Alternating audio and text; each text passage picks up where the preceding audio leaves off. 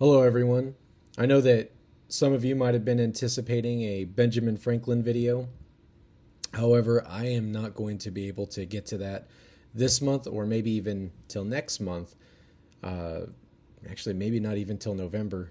Just to be completely transparent with you, at my work, we are moving our facility, and so I've been very, very busy.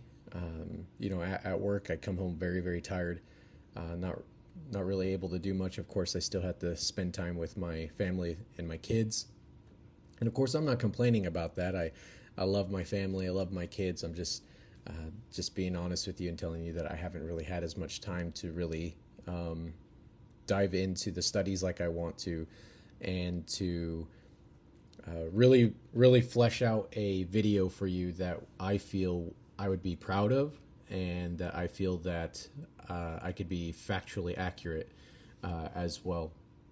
But in this particular case, I wanted to speak about the assassination of Charlie Kirk, and just really give to you my own feelings on this matter. And I know it's really hard for me to put into words, because I obviously, 2 weeks ago from the time that I'm recording this, it was very shocking. It was very jarring. I remember my boss actually told me that I was working outside in the yard, moving some stuff around, trying to get ready for the move for a company. And I remember my boss came out and told me that Charlie Kirk had been shot, and it wasn't looking good.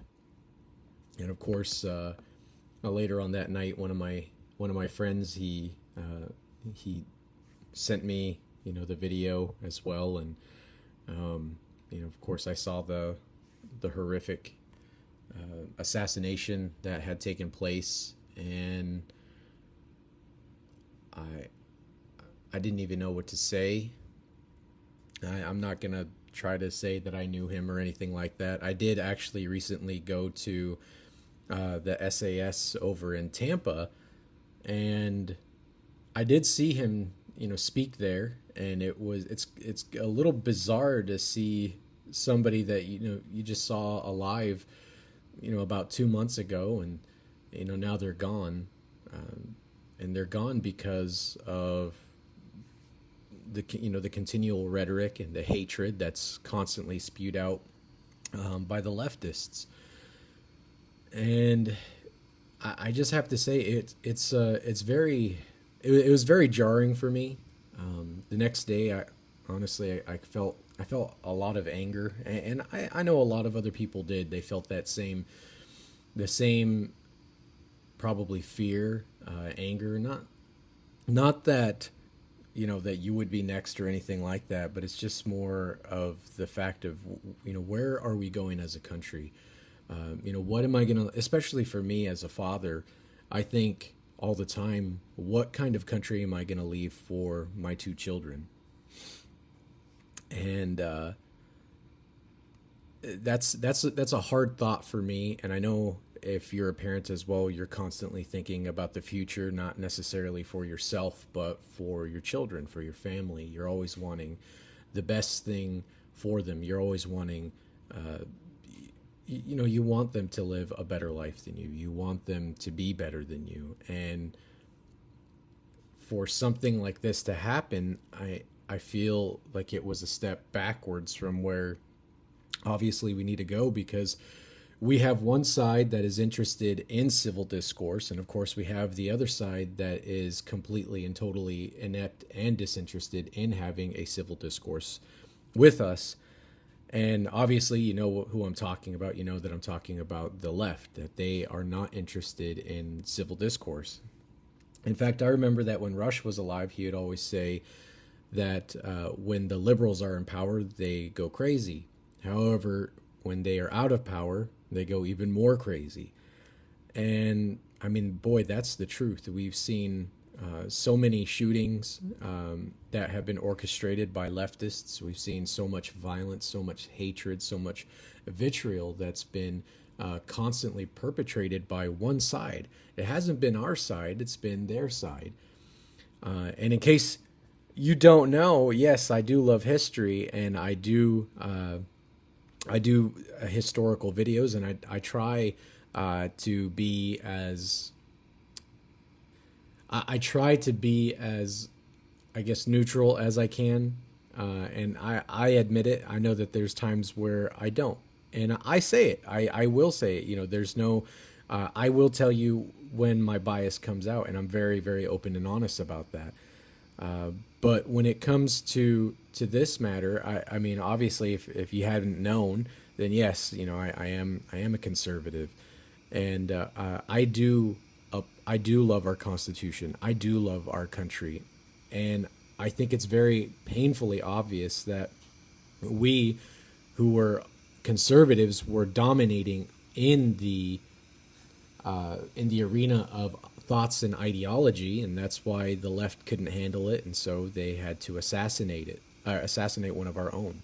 And I think that is painfully clear to everybody, who watched this and saw this, and I also think that I think we're seeing a couple things. That number one, you're seeing a lot of people leave the left, and not only because quite frankly, these people that are going out there like Destiny and Hassan Piker and a bunch of other leftists, you could go on TikTok. Of course, it's very, very apparent to see the hatred that is very, very prominent and honestly center focus that's on the left side. It's very disgusting to see people celebrating the death of a father and a husband with whom they disagreed with. Honestly, the first thought that came into my mind was, how would that impact my family? I couldn't imagine what Erica Kirk and what her two children are going through right now. Of course, as soon as that had happened, I remember, my wife and I, we did, when we were in bed, we right before we'd go to sleep, we would pray for Erica and her children. And, I know that my wife cried because that's such it's a hard thing for her to imagine. And obviously it's a hard thing for them to actually live through. And just to see the strength that Erica Kirk did display at Charlie's funeral, and even a few days afterward when she went live, to the nation, and to deliver, obviously the news that we had already known, but just to give her own words on it. That's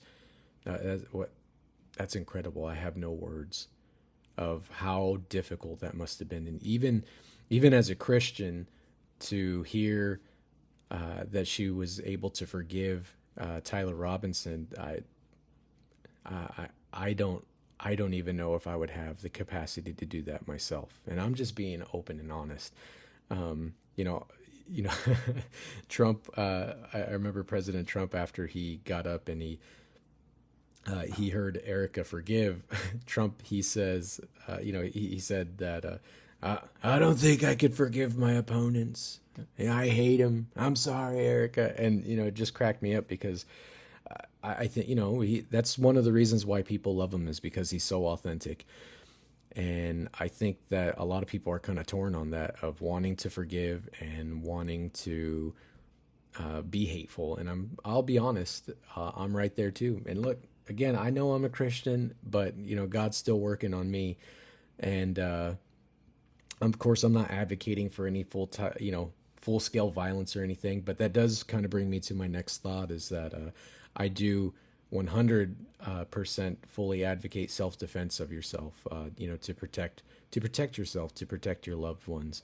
And just don't be there, don't be a punching bag or anything like that. But I mean, be brave, let your opinions be known, talk to people.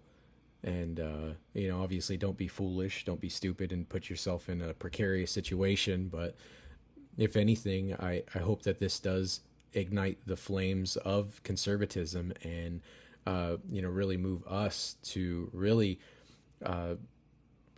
verbalize what we believe in to other people, And if you don't know what you believe in, then boy, go study, find out what you do believe in, and I hope that you're able to meet people in the arena of ideology and debate, and that you are able to hopefully sway some people to come over to uh, our side as well. Of course, in a peaceful and patriotic manner, because I know that that's what our side is about. Yeah, I mean, just notice how different our side was from the time when George Floyd was killed, or rather that that he died, because the autopsy proved otherwise. But I'm not going to get into that here. My point is that you're able to see how the left reacted with burning down buildings and businesses, and uh, they had set up Chaz and Chop, and where people were getting raped and murdered, and you had billions of dollars of damage that was done to the company and to people's livelihood. All, by the way, all during the time of COVID, when everything was supposed to be locked down, mind you. And then let's fast forward to just last week, where we had Charlie Kirk's funeral, and we saw really what felt like a revival. And I do hope that that does take place. I really do. I hope that people see that the kindness of Christianity, the kindness of Jesus and God's love to us, and how she, as an Erica, was able and willing to, share that with Tyler Robinson, which again, that would be so difficult to do. But I do hope that people see the difference between our sides, see that our side isn't violent. Our side wishes to have a civil discourse. Our side wishes to meet you within the arena of ideology, and that we would, we want to be able to talk to you and defend what we believe, and hopefully. If you're right, then sure, maybe you could change your mind. But if you're wrong, then hopefully you'll change your mind as well. And I mean, I was really hoping that that was on display for everybody to see this past week, of how peaceful everything was. There was songs lifting up Jesus, lifting up God, worshiping Him. The gospel was given several times as well during Charlie's funeral, and it was all, for me. It was wonderful to see, and I do hope that that made a lasting impact on people's lives. But the last thing I do want to say is that I know I've said this here on my channel, and I'll admit I was wrong, because I remember when people would call us Nazi and hate-filled, bigot, sexist, xenophobic, homophobic, transphobic, any other list of ists and phobes that you could throw into there. Honestly, it really didn't bother me, because I know that that's not who we are. I know that that is what the left believes that we are, but I know I'm not sexist. I know I'm not hateful. I know I'm not bigoted. And I know that neither are you. And it really didn't bother me, but I have to say I was wrong, because it's not me that they're affecting. It's their crazy base that they're affecting. Every time we hear, oh, he's a Nazi, or oh, he's a fascist, or anything like that, I just roll my eyes and say, okay, whatever. You guys are stupid. I can't believe that you think that way. But I think little did I know that it wasn't me who they were really targeting. And I mean, like, Ford. Obviously, they throw all these name calls out, and it like I said, it doesn't bother me. But now it bothers me, because what they're doing is that they're not directly affecting me per se, but they're affecting their radical, crazy base of all these just psychologically imbalanced, crazy people on their side, and they go and do stupid things like this, horrible, horrendous things like this. And so I will say I was wrong in saying that it's not a big deal, because now I do think it's a big deal. I really do. And, the left always wants to say that, oh, it's the right that, hey, you guys need to turn the temperature down. Yeah, we're not calling you guys fascists. We're not calling you guys Nazis. We're not calling you guys Hitler. We're not calling anybody on your side anything like this. Now, we may call you a communist, but that's because you come out and you say, Zoran Mandamni, that you are a communist. Or we might say that you're socialist because you say, as AOC has said, that she's a socialist, or Bernie Sanders has said that he's a socialist. And there's many other people that follow that type of ideology as well that would proclaim that they're socialists. I'm not name calling you. I'm simply saying something that you have already acknowledged yourself. But on the other hand, we're not fascists. We're not Hitler or Nazi sympathizers. We don't hate people. We just simply disagree with you. And I hope that we could get back to a point to where we're able to have civil discourse. But here's the thing, is that I don't think we'll see that until we actually get people, leadership on the Democrat side, to come out and say, hey, you know what? We were wrong.